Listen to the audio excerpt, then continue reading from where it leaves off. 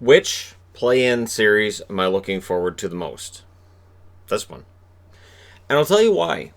I don't care who wins. I don't. I'm taking the Rangers. I'm even wearing the glorious hat that I got through Lids a couple of years back, where I got the Rangers, and I got it in Ducks, and I got it in Bruins as well, because, of course, I was like, wow, $6, to which my wife said you overpaid. Touche. All right, so honestly, I'm taking the Rangers this, but this series could be fantastic. This could be the most high-flying, exciting series of them all. Both teams can score. Both teams have an adventure defensively at times. Both have the capability of playing excellent defensively as well. And in terms of defense cores, it is hard to argue against the defense of the Carolina Hurricanes. When you look at 1 through 6, that could be a difference maker. I really like what the Rangers have done, and I think Shesterkin's going to make a difference. I am aware that King Henrik has an excellent record against Carolina, and it is possible that King Henrik ends up being the starter in this series, but I don't think that's going to happen. Now, when you look at the overall numbers, you would see that Carolina was 9th in the NHL and the Rangers were 18th. But that's somewhat deceiving. These teams are very, very close. Carolina 38, 25, and 5, 596 winning percentage. Again, 9th in the NHL, but 33 regulation or overtime wins. On the Rangers side, 37, 28, and 5, 564 winning percentage, 36 regulation or overtime wins. So they had 3 more regulation and overtime wins than Carolina. These teams very close. Both teams were 5-4-1 going into the break. Now, Carolina had won 3 in a row. So they had momentum going into the pause, and that momentum is gone. Philadelphia fans well aware that their team was the best going into the pause, and now it doesn't really matter, does it? So when we look at the overall numbers, I think these teams are very close. And I think we're going to see a 5-game series. I do agree with Craig Button that we could end up seeing some sweeps out of this, because again, momentum being a big deal when it's only a 5-game series. I'm really hoping for some prolonged series and a lot of fun out of this. So when you look at special teams, there's an advantage for Carolina there. The power plays are close, 22.3% for Carolina, 22.9% for the Rangers, but the penalty kill, that's where the Rangers need to have that improvement. For Carolina, if their defense holds up and if their penalty kill holds up, that was 84% during the season. The Rangers, 77.4% during the season. So if Carolina's power play is able to break through on that Rangers blue line, that could be a problem. But again, I think it's close. Goals leader, Sebastian Aho, 38 to lead Carolina. Teuvo Teravainen, I'm trying not to say it like the announcer at the arena in Carolina does. Trying not to, but man, he makes it sound fun. 48 assists for him. Your points leader, Sebastian Aho, is 66. And yeah, he had a pretty good year, that Sebastian Aho. Turns out having financial security took the weight of the world off his shoulders or something like that. Or he's just an excellent goal scorer. He might have threatened 50 if we'd had a full season. Now, the player that I think could end up having a pretty good playoffs, I went with Ryan Dzingel. And again, this may be that Dzingel is one of those guys that I've liked for a long time. He played 64 games this year, 8 goals, 21 assists, 29 points. Not great overall numbers, but still, I think that Dzingel in a playoff series, or at least a play-in series against the Rangers, could be a key guy. Goaltending, this is where things get shaky for me. Mrazek, 21, 16, and 2.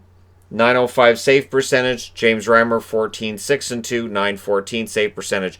Reimer's numbers are excellent, but I don't know that I trust either goaltender to go to that next level in the playoffs.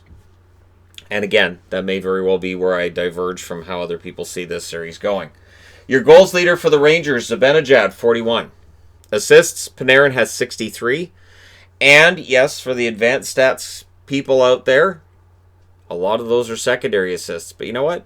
Doesn't matter. 95 points is still an excellent season. Primary or secondary assists, doesn't really matter. They're still points.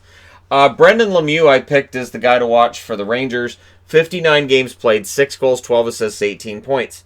Now, Lemieux may make headlines for 2 reasons. One, he's actually got better offense than I think he gets credit for. And two, what he gets credit for is kind of being like his dad on the ice.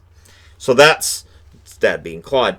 And that's where that diversion is there as well. So we'll see whether Lemieux makes headlines for a big goal or a big hit or for questionable play that might lead to a suspension. We'll see where he ends up. Goaltending is going to be a three-headed monster for the New York Rangers, but I'm leaning towards Shesterkin. The numbers tell you kind of got to. He's 10-2 with a .932 save percentage. Georgiev 17-14-2 with a .910 save percentage. Lundqvist 10-12-3 with a .905 save percentage. Yes, King Henrik, first ballot Hall of Famer, absolutely one of the best goaltenders, arguably the best goaltenders the Rangers have ever had. But I can't find an argument currently to make Lundqvist the starter for the Rangers. It has to be Shesterkin in my eyes. As long as he's healthy, he has to be the guy. Lundqvist's been their goaltender for a long time. Again, probably the greatest Rangers goaltender they've ever had. But, yeah, I think for this series, you kind of have to go with Shesterkin. Now, whether or not that changes as we get closer, maybe Lundqvist has an amazing camp. Maybe they say, you know what, Lundqvist has great ownership over the Carolina Hurricanes. We'll go with that. We'll see. Now, when it comes to shots for, Carolina's a team that takes a lot of shots, 33.3 per game, and shots against 29.3 a game. So they like to pepper the net. The Rangers kind of the other way around. They take 31.1 shots per game, and shots against are 34.0 per game. So the Rangers will want to keep the shots against down, and Carolina will want to hit the net as often as possible, especially if Shesterkin's in and you've got that .932 save percentage. You know what's great against a good save percentage? Get a ton of shots. Doesn't matter if he saves 38 out of 40 if you win the game 2-1. So that may very well be the focus for the Carolina Hurricanes to try to control the play. Now with Carolina, this is where things get interesting because people will point out, hey, they've got Justin Williams. I would answer with, there's no Game 7 for Justin Williams this time out. He's not Mr. Game 5. People would also point out, hey, when Carolina makes the playoffs, they go to the conference finals. My counter to that would be, technically, these aren't considered playoffs by the NHL's own rules, although the stats are going to count towards playoff stats. But they're saying if you lose this round, you technically miss the playoffs, thus your ability to win the draft lottery. Yeah. Now, yes, 2019, Carolina's a conference finalist. 2009, they're conference finalists. And in between, there's a lot of nothing. If Carolina wins this series and officially makes the playoffs in back-to-back years, Rod Brindamore, one of the best coaches Carolina's ever had. That's just the way that works. And somehow Don Waddell becomes arguably one of the best GMs they've had, which is it's strange for me to say that. Although I still think that Ron Francis does deserve a lot of credit for how this team looks. That a lot of the deals, a lot of the things that have helped make Carolina better, deals were made with Francis in charge. Now, there are definitely players that have been brought in since Francis left, and things have changed since Francis left, but I do think he deserves some credit for the state that the Carolina Hurricanes are in. Now, on the Rangers side, they haven't made the playoffs since 2017. So this is a chance for them to get into the playoffs for the first time in 3 years and show their fan base, hey, we're trending in the right direction. These are two of the most fun teams to watch. Absolutely two of the most fun teams to watch in the National Hockey League this year. Loved watching both of them. Now, on the Carolina side, I broke my own rule. I've had 3 players that I think could be keys to a series for each team in these previews. For Carolina, I went with 4. Natchez, rookie. So we're talking about, hey, Adam Fox didn't get nominated he didn't get to be a finalist for the Calder. Yeah, neither did Natchez. And honestly, there were a lot of good rookies this year. I think people make the Calder Trophy into something it's not. It's not that important. What's more important is that silver trophy you hold up in June. This year it's going to be in October. Fingers crossed. That's the one that matters. So, yeah, Calder's great and everything, but Natchez, a pretty good rookie for Carolina. Not a big deal that he's one of the 3 finalists either. Dougie Hamilton, who's going to be healthy and good to go. Who knows what that does for Carolina as a team. Vinny Trocheck, who came over and had his challenges after he came over. And there are a couple of names I could put up here that Carolina picked up at the deadline. And now we get to see how this is going to turn out for them. I think this can be really interesting. And Brady Shea is the 4th name on the board because he's a former Ranger.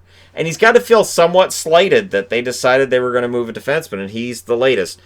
Again, with with the Rangers, it's weird. It's like every year there's a new defenseman who it's their fault. It's been McDonough's fault that things weren't going well.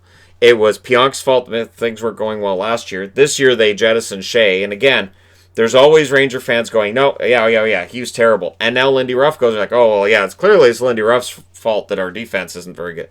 Yeah, okay, just it's a moving target. Every year it's something else with the Rangers. I find it really bizarre. Means that Brady Shea does need to go to Tampa, though, too, because former Rangers defenseman, let's be honest. Now, on the Rangers side of things, I went with Kreider because he's got that big new contract. And so the pressure will be there for him now to, hey, you're getting paid the big bucks, you're staying, show us you're going to lead us to the promised land kind of thing. For Strome, who's going into negotiations on a new contract, a really good play-in round, and then maybe a good showing in the playoffs might increase his asking price. He's going to make a pretty decent amount of money anyways.